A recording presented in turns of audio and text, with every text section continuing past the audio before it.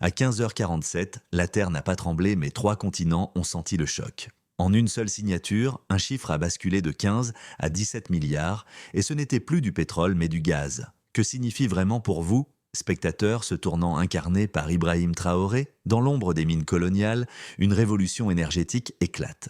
Ce qui vient d'être signé ne se résume pas à un contrat. C'est une promesse qui redéfinit la place du Burkina Faso dans l'échiquier mondial et donc les enjeux pour chacun de ses citoyens. Le bénéfice est clair. Transformer une ressource dormante en moteur de développement concret. Une énergie qui allume des écoles, alimente des usines et redonne dignité au foyer. Mais derrière ces perspectives lumineuses se cachent aussi des risques considérables. La dépendance technologique à un partenaire unique, la pression grandissante des puissances occidentales et la menace de corruption interne forment un triptyque dangereux. C'est précisément ce mélange d'opportunités et de vulnérabilité qui donne à ce récit sa tension dramatique. Chaque milliard investi est à la fois une chance et une épée suspendue au-dessus de la nation. Et c'est là que le rôle d'Ibrahim Traoré devient décisif. Incarner la garantie que ce pacte ne se transforme pas en piège. Une seule erreur pourrait faire basculer le rêve en cauchemar collectif. Dès les premières lignes de l'accord, une révélation frappante est apparue. Le montant ne s'élève plus à 15 milliards mais à 17 milliards de dollars et la ressource en jeu n'est plus le pétrole mais le gaz liquéfié. Ce glissement de chiffres n'est pas anodin. Il change la nature même du projet et ses répercussions mondiales. Pendant des décennies, les grandes compagnies occidentales savaient que des gisements colossaux dormaient sous le sol burkinabé. Shell avait cartographié, Total avait exploré, ExxonMobil avait compilé les données, mais toutes concluaient à la même excuse. Trop difficile, trop coûteux, trop risqué. En réalité, ce qu'elles craignaient, c'était un transfert de pouvoir. Car contrairement au pétrole brut que l'on pompe et exporte rapidement, le gaz exige une infrastructure complète. Usines de liquéfaction, ports spécialisés, navires conçus pour transporter une matière refroidie à 162 degrés R. Là réside la nouveauté. L'Inde n'a pas proposé d'acheter du gaz brut au rabais. Elle a proposé de tout construire sur place. Des usines, des pipelines, des terminaux portuaires, des écoles de formation jusqu'aux routes qui relient ces pôles. Le Burkina Faso n'est plus condamné à vendre une richesse brute, mais à en devenir le transformateur. Et ce basculement explique la réaction en Chine. Appel paniqué de Washington à Paris, réunion d'urgence à Bruxelles et Londres. Ce qu'il redoute n'est pas seulement une perte de marché, mais la démonstration qu'un pays africain jugé trop petit peut inverser l'équation. Ibrahim Traoré, en imposant sa signature, a transformé un vieux dossier énergétique en symbole géopolitique. Pour ses soutiens, c'est l'aube d'une souveraineté énergétique. Pour ses adversaires, c'est une menace stratégique qu'il faut contenir rapidement. Pour comprendre l'ampleur de ce tournant, il faut suivre les premiers visages qui incarnent ce projet. Dans les marchés de Bobo, des femmes qui cuisinaient encore au feu de bois entrevient la possibilité d'un gaz propre et abordable. Dans les ateliers de Kouougou, des soudeurs fatigués par le vrombissement des générateurs imaginent un futur alimenté par une énergie stable. Ces histoires individuelles traduisent de mieux que des statistiques ce que 17 milliards peuvent changer. Les premiers signaux apparaissent déjà. Des milliers d'emplois annoncés pour la construction des usines, des programmes de formation où des ingénieurs indiens et burkinabés travaillent au côte à côte et des villages entiers où l'on murmure qu'enfin la lumière pourrait être constante. Mais derrière chaque promesse se cache une tension. Comment garantir que ces bénéfices ne seront pas captés par une minorité ? C'est ici qu'intervient Ibrahim Traoré comme figure de guide. Son rôle n'est pas seulement diplomatique ou économique, mais profondément symbolique. Il incarne la vigilance nécessaire pour que la révolution énergétique touche réellement le quotidien et pas seulement les bilans financiers. En d'autres termes, la question n'est plus de savoir si l'accord existe, mais ce qu'il produira pour ceux qui vivent loin des salles de conférence. La valeur du projet se mesure déjà dans l'anticipation. L'espoir de voir le Burkina Faso passer d'un pays contraint à importer son énergie à une nation qui la génère et la maîtrise. La conclusion provisoire est claire, l'impact se lit dans les visages bien avant les bilans. Tout a commencé par un signal discret, l'ouverture des discussions entre Ouagadougou et New Delhi. Derrière des portes closes, des équipes techniques ont mis côte à côte des cartes géologiques oubliées et des projections de consommation indienne. Le déclic s'est produit lorsqu'une équation s'est imposée. 3 trillions de mètres, c'est de gaz évalué à plus de 200 milliards de dollars dorment sous la terre burkinabéiée. Puis l'accord est accéléré, signature, annonce et surtout chiffres qui claquent. 17 milliards de dollars ventilés avec une précision stratégique, 7 milliards pour les usines, 4 pour les pipelines, 3 pour les ports, 2 pour la formation, 1 pour les routes et infrastructures. Chaque tranche devenait un maillon d'une chaîne qui, une fois activée, ne pouvait plus être ignorée. La montée en puissance s'est traduite par un effet domino. À Washington, les premiers câbles diplomatiques parlaient d'un coup de tonnerre énergétique. À Paris, l'Élysée cherchait comment répondre à ce défi venant d'un pays jugé secondaire. À Bruxelles, les commissions débattaient déjà de risques écologiques, des mots absents lorsque Total ou Shell dominaient le terrain. Puis vint le basculement. Les médias occidentaux, jusque-là silencieux, ont subitement découvert des inquiétudes environnementales. Les chancelleries ont multiplié les appels à Accra et Lomé espérant freiner les projets de port burkinabé. Les lobbyistes pétroliers, eux, ont rédigé des offres concurrentes, aussi tardives qu'urgentes, mais plus les contre-attaques s'enchaînaient, plus elles confirmaient l'ampleur du changement. Le point culminant a éclaté lorsque fut révélé le détail monétaire. Les transactions se feraient en roupies et dans une nouvelle monnaie ouest-africaine.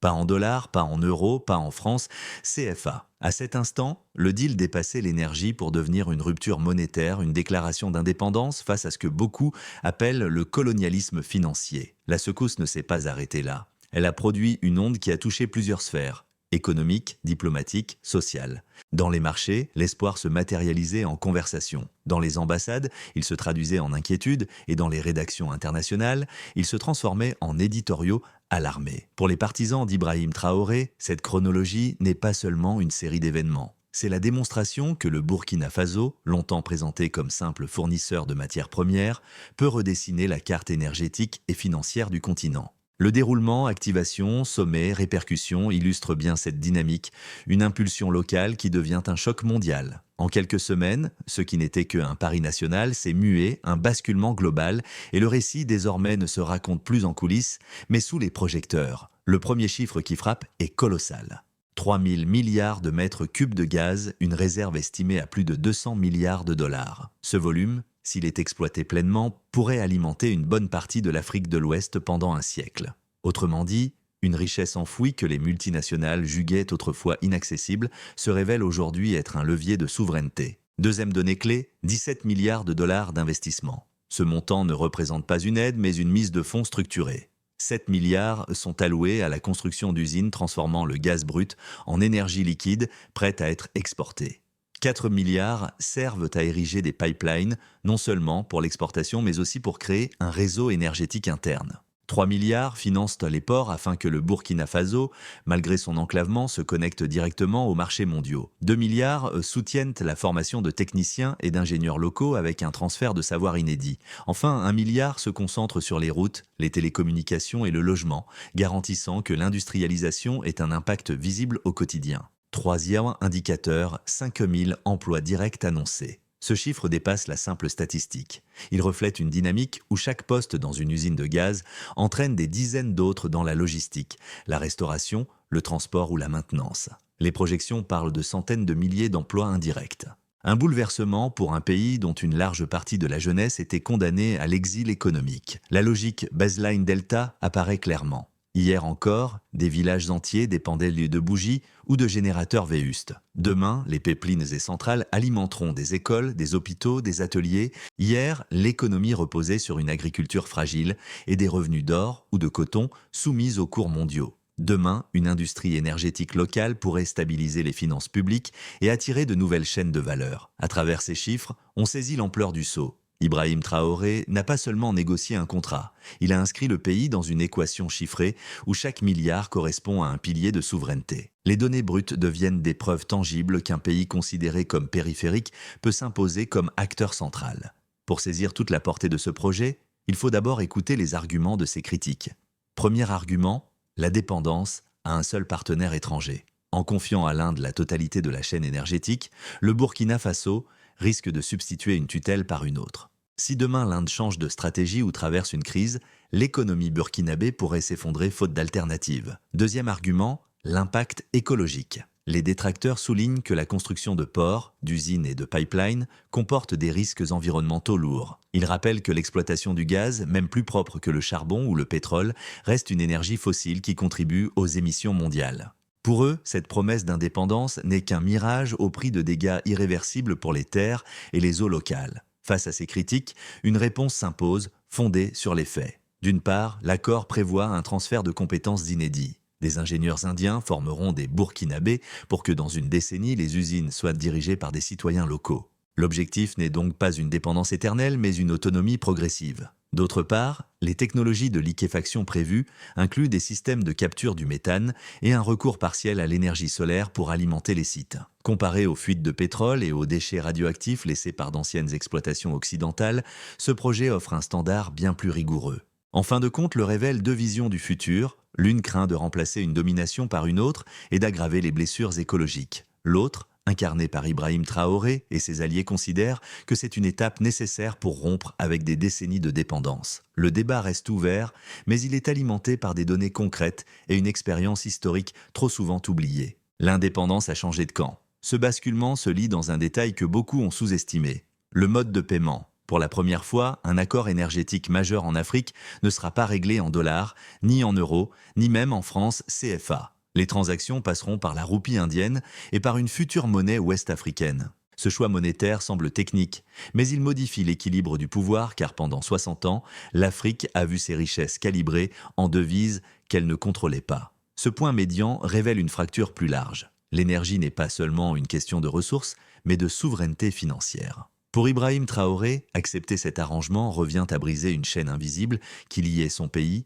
aux banques occidentales. En coulisses, cette décision provoque déjà des réactions en chaîne. Pression diplomatique, contre-offre soudaine, inquiétude feinte pour l'environnement. Mais derrière le tumulte, un constat émerge. L'Afrique peut désormais négocier à ses conditions. Les conséquences de cet accord se déclinent en 4 cercles d'impact distincts, chacun révélant une transformation concrète. Pour les citoyens ordinaires, NNN. Dans les marchés, les cuisines familiales pourront enfin remplacer le bois et le charbon par du gaz propre, réduisant les maladies respiratoires. Dans les écoles, l'électricité stable permettra aux élèves d'étudier après la tombée de la nuit, ouvrant des perspectives d'éducation nouvelles. Et dans les hôpitaux, les générateurs vétustes céderont la place à une alimentation continue, réduisant les risques lors des opérations chirurgicales. Ces bénéfices ne sont pas abstraits. Ils se traduisent par une amélioration directe de la santé et de la dignité. Pour les entreprises locales DN, les usines prévues vont générer plus de 5000 emplois directs et des centaines de milliers d'emplois indirects.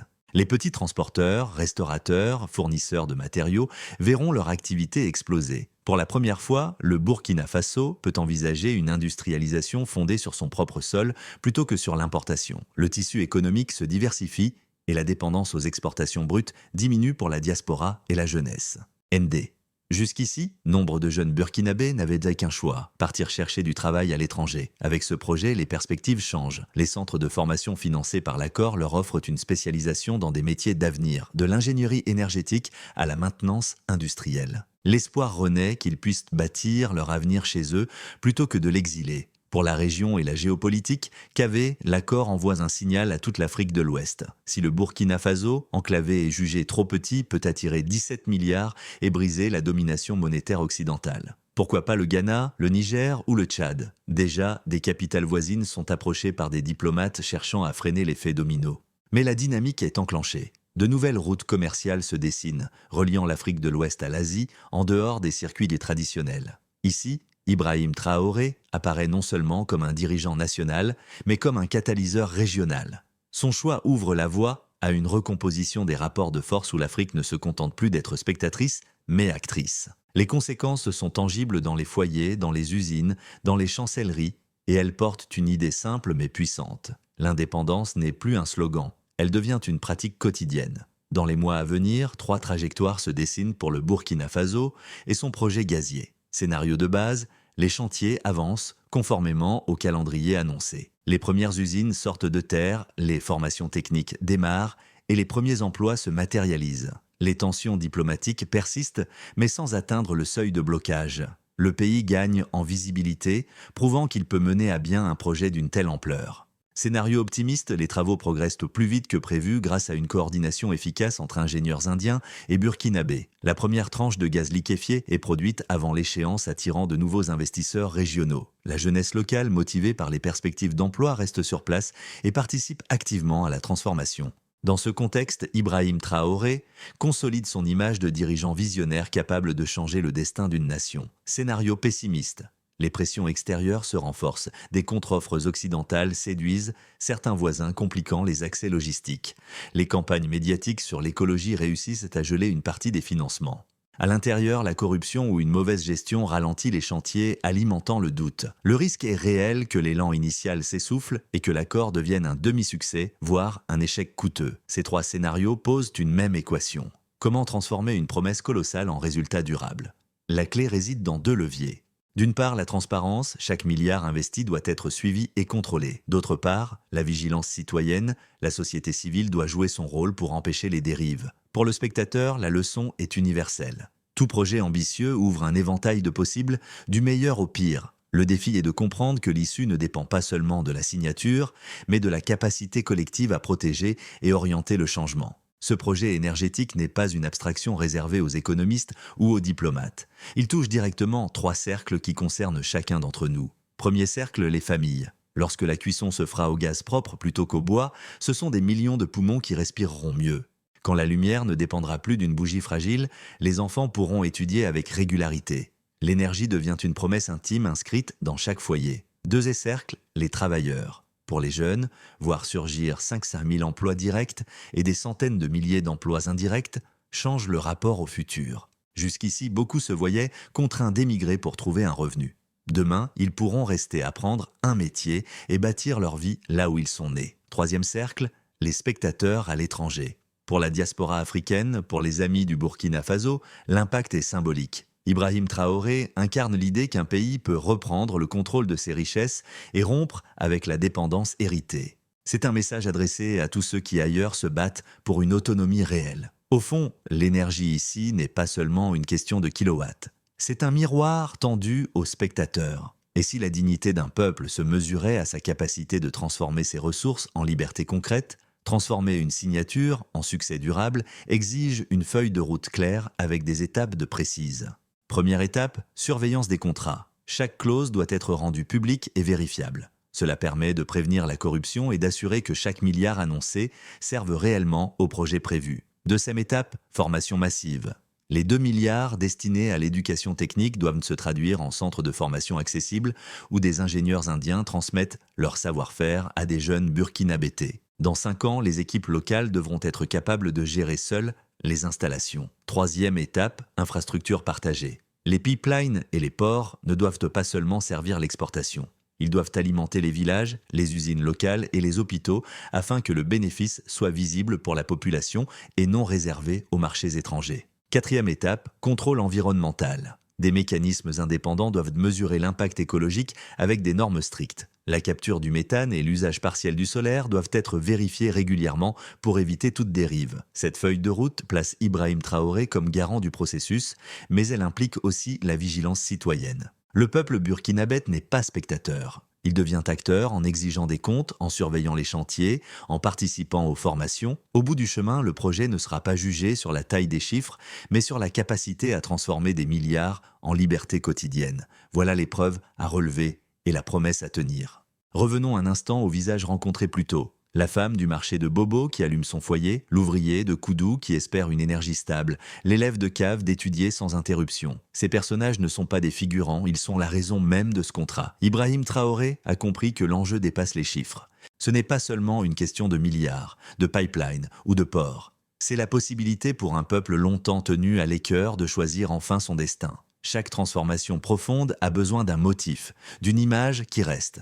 Ici, ce sera celle d'un pays qui ne tend plus la main mais qui construit de ses propres forces. La révolution énergétique n'est pas abstraite. Elle se lit dans les flammes plus propres des foyers, dans les ampoules qui brillent la nuit, dans les routes où circulent de nouveaux espoirs. La phrase qui résume ce moment pourrait être simple. L'énergie, c'est la liberté. Et c'est ce fil rouge qu'il faudra garder longtemps après la fin des discours et la sécheresse des bilans. Cette histoire n'est pas qu'un chapitre pour le Burkina Faso. Elle est aussi un signal adressé à tous ceux qui croient qu'un autre chemin est possible. L'énergie ici devient un symbole social et politique, transformer une ressource en dignité, une signature en souveraineté. Si vous avez suivi ce récit jusqu'ici, c'est sans doute parce qu'il résonne avec vos propres questions. Comment nos ressources sont-elles utilisées? Qui en profite vraiment? Et surtout, que pouvons-nous faire chacun à notre niveau pour que le changement serve le plus grand nombre? Ibrahim Traoré incarne une étape, mais l'histoire reste ouverte. Elle dépendra de la vigilance des citoyens, du courage politique et de la solidarité régionale. Alors, je vous invite à partager vos réflexions. Quelles leçons retenez-vous de ce parcours? Pensez-vous que d'autres pays africains pourraient suivre cette voie? Vos commentaires nourrissent le débat et renforcent la communauté de ceux qui refusent de la résignation parce qu'au fond, il ne s'agit pas seulement de gaz, il s'agit d'avenir.